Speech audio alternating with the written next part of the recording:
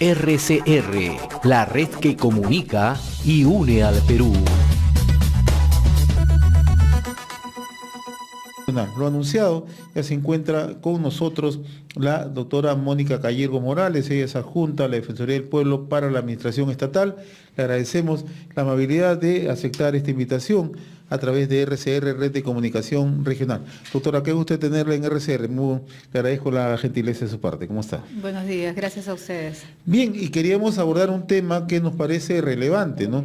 Un tema que no puede perderse de vista en los actuales momentos, ¿no? Recientemente la Defensoría del Pueblo, tenemos entendido, difundió un informe, ¿no?, donde da a conocer que en lo que ha transcurrido del presente año han fallecido más de 182 personas en 9 regiones a causa de las heladas y el friaje, ¿no? Pero además se hace una serie de observaciones donde se da a conocer que hay un retraso en las metas establecidas en 14 regiones. Nos gustaría conocer por qué se trata de un hecho bastante sensible, de un hecho que no solamente es un trabajo aislado, sino, como bien anota el informe, es un trabajo multisectorial, ¿no? Y que la Defensoría está siguiendo de cerca el tema, ¿no? Sí, bueno, efectivamente, en realidad nosotros lo que estamos haciendo ahorita es hacer un seguimiento al plan multisectorial ante heladas y friaje, ¿Ya? ¿no? Lo que hemos sacado es un pronunciamiento que es el adelanto de algunas conclusiones a las que vamos llegando, ¿Ya? ¿no? Y entre ellas es que lo que nos preocupa es que desde el 2012 se aprueba un plan multisectorial ante heladas y friaje que repite en su mayoría las mismas acciones y comprende varios de los mismos distritos. Y sin embargo, todos los años estamos enfrentando la misma situación de personas que están afectadas en su salud, en sus medios de vida, ¿no? Lo cual nos lleva a pensar que el plan multisectorial ante heladas y friaje no está cumpliendo con su objetivo, que es justamente minimizar el riesgo y los daños que este fenómeno climático causa en el país. Ahora, cuando usted nos explica que se repite año a año de manera recurrente este plan multisectorial, la preocupación estriba en que las metas no se están cumpliendo. Eso significa que miles de peruanos no son atendidos. Bueno, nosotros hicimos un levantamiento rápido de información en 14 departamentos sobre algunas de las acciones que comprende el plan multisectorial. Y lo que vemos es que, porque el plan multisectorial tiene 2 tipos de intervenciones, las ayudas o entregas directas, ¿no?, que son más asistencialistas, y también hay medidas de sostenibilidad que son de más largo aliento. Lo que nosotros hemos advertido es que ni siquiera las acciones de asistencialistas han avanzado en algunos lugares, ¿no? Por ejemplo, la entrega de los kits de abrigos. Hay zonas como Junín, Pasco, Cayali, Ancash, Loreto, Madre de Dios, donde todavía no se había cumplido con la entrega de estos contabilizadas, abrigos, pero no son entregadas a los beneficiarios. A los beneficiarios, Eso es más grave, la cadena final, ¿no? O sea, a quien debe llegar. Entonces, sí, es muy grave, ¿no? Pero sobre todo acá el punto, y a lo que quiere arribar la Defensoría, es que más allá, o sea, hay un problema. La gente en determinada época del año muere generalmente por neumonía. Pero las muertes de estas personas o la afectación a sus medios de vida no necesariamente, o sea, no per se se deben a las heladas y el friaje, se deben a sus condiciones de vida. Exacto. El Estado lo que tiene Pobreza que abordar, y pobreza extrema. exacto, mientras todavía tengamos personas que no tienen una posta médica cercana con médicos que puedan atenderlos adecuadamente, que no hay medicamentos, mientras el niño tenga que caminar 3 horas en la inclemencia del tiempo y llega a una aula que no está acondicionada térmicamente, esa persona que además está probablemente malnutrida, que tiene anemia o que tiene desnutrición, es una persona vulnerable a coger cualquier enfermedad y fallecer. Entonces, lo que nosotros proponemos como Defensoría es que tiene que haber una mirada integral a la problemática de la zona rural. Presencia del Estado, porque aquí lo que se ve con claridad es exclusión social, ¿no?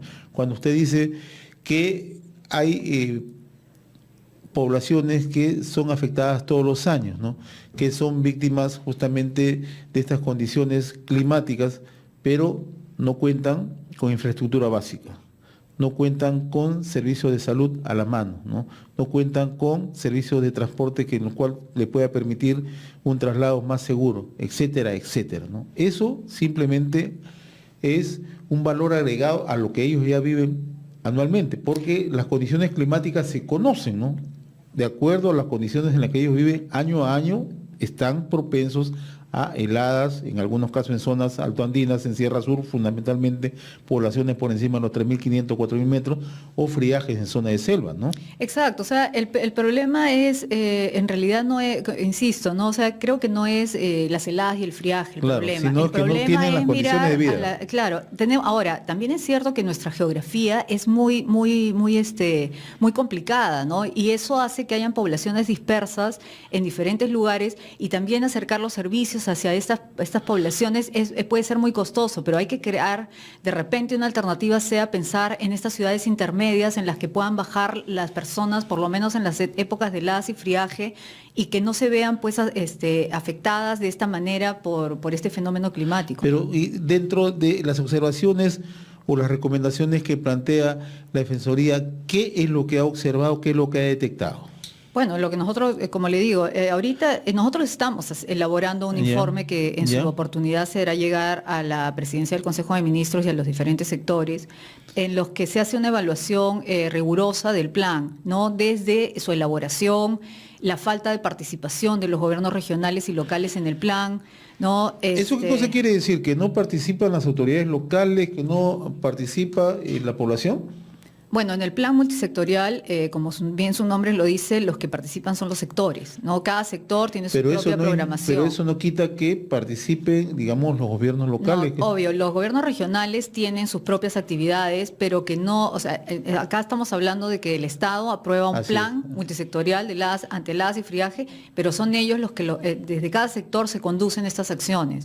Nosotros creemos que los gobiernos regionales y locales deben formar parte desde la elaboración de este plan para que haya un enfoque territorial en las acciones que se van a definir. Así como también creemos que debe haber un plan de monitoreo, pero no un monitoreo del cumplimiento de metas, sino del impacto de las acciones que se están haciendo, ¿no? Porque metas finalmente cumplimos más, menos, pero el tema no es ese, el tema es evaluar si es que realmente este plan está funcionando. Lo tenemos hace 6 años, entonces, ¿qué está pasando, no?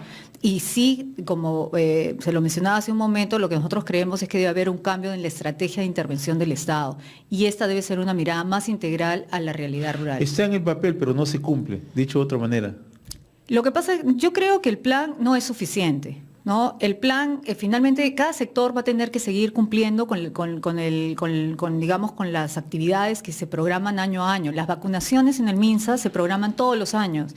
Igual las actividades que se puedan dar en educación, en agricultura y en otros sectores. El tema no es dejar de hacer lo que los sectores han hecho, sino que realmente creemos que se tiene que evaluar si es que es pertinente tener un plan o si más bien el tema es mira más ampliamente el problema y aborda este problema en su integralidad, ¿no? Ahora, este no es un hecho ajeno, estamos viendo el tema de heladas, el tema de friaje, ¿no? Pero cuando nos remontamos a otro tema que también afecta a estas poblaciones como es anemia o desnutrición crónica, y usted dice, ¿no?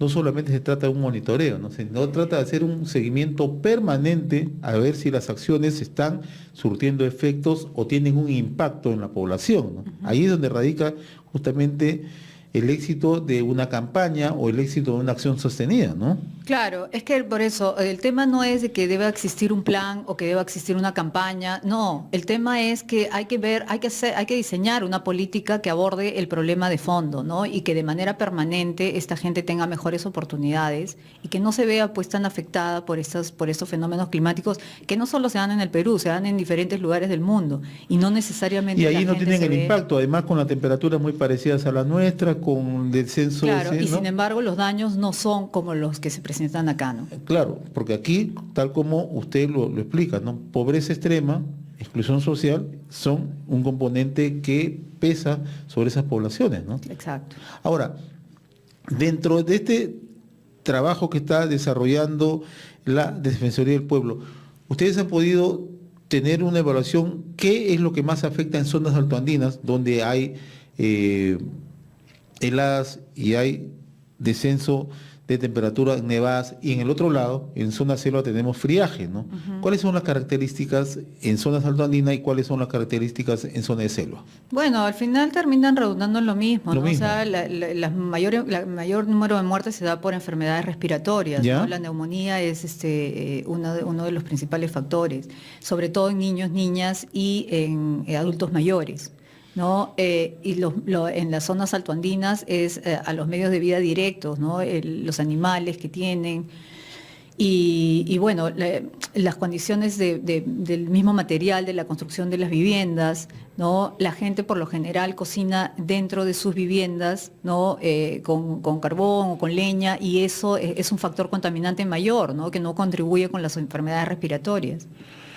Ahora, ¿ustedes han tenido oportunidad dentro de estas evaluaciones que están haciendo de tomar contacto con los distintos sectores?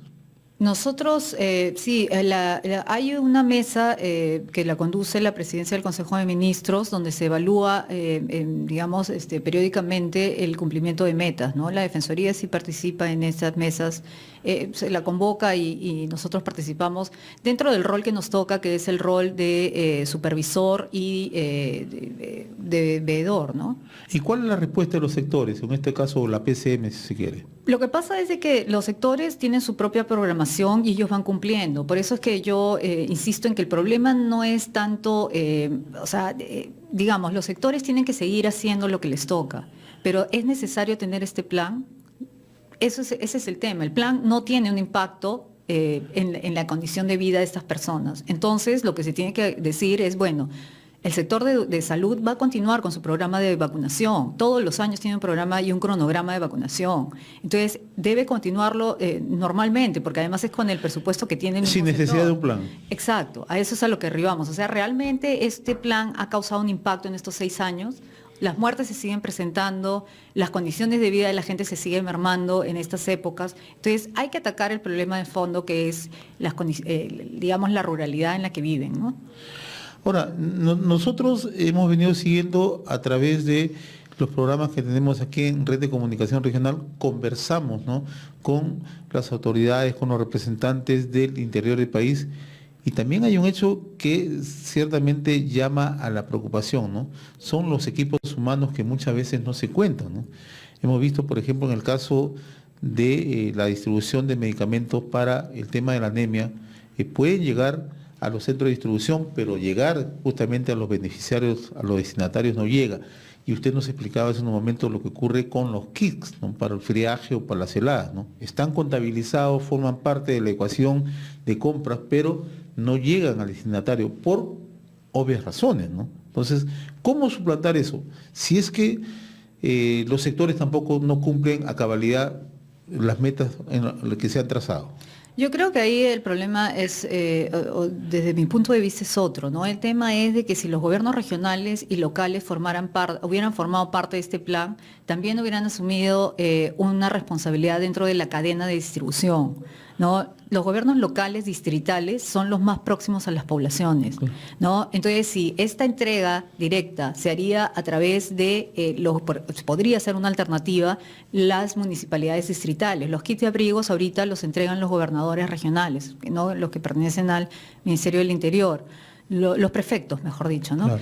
Entonces, pero ellos tienen, aun cuando tienen los provinciales también, es más difícil que lo que de repente si lo entregarían las municipalidades distritales. Ahora, Sería mucho las más prefecturas sencillo. tienen sus limitaciones, ¿ah? O sea, cuando uno va a provincias, en una prefectura solamente trabaja 1, 2, 3 personas. Por eso, el tema Entonces, es que hay si una estamos limitante. dentro de un Estado Así es, descentralizado, así es. todos los niveles de gobierno deben participar. Y si hay actividades que tienen que llegar hasta el usuario final, que es el que está en la zona más alejada, el nivel de gobierno más cercano ahí es el gobierno local distrital. Y ellos deberían ser, de repente, los que tengan que tener la posibilidad de entregar los abrigos, y de repente sí se cumpliría en un mayor nivel de... ¿Y por qué esa exclusión de que no participen directamente los gobiernos gobiernos locales o los gobiernos regionales, ¿no?